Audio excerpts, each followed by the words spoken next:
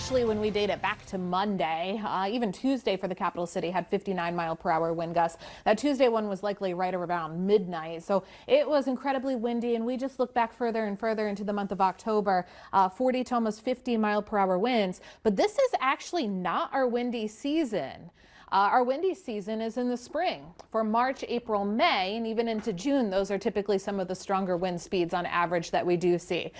But you do notice as we look beyond that into the month of October, there is a little bit more of that peak, averaging about 10-mile-per-hour winds. That's through the 24-hour period. You average this all together. And so April, again, the highest winds, but as we see that change in seasons, those typically seem to be the strongest winds. Right now, too, we're about 10, 15, maybe 20 miles per hour. I know it was just at 20 earlier in Dickinson here.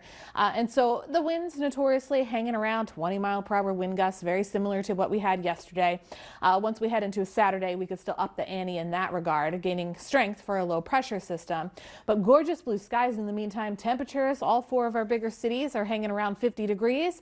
And we're still going to get closer towards 60. But just to date it back to some of those winds right here, we talked about Saturday incrementally going up, and that's going to be notable here. But the takeaway is, too, most of our arrows are out of the south, if not the southwest. That's providing some warmer temperatures down the road. And so when we look at it over the next 72 hours, we know we're hitting 60 today. We're in the mid 60s tomorrow. That's a good way to end the work week. And then we're going to kick off our weekend touching, I still think, 70 degrees somewhere along Highway 85 as well as Williston, especially. Dickinson, I think, is our next best chance. And then even into eastern Montana as that ridge builds. We then go into our Sunday. We're starting to go to the 60s, but here comes our next chance of rain for some of us. So it builds over the Montana Rockies, providing some snow over there. Good for skiing season here slowly.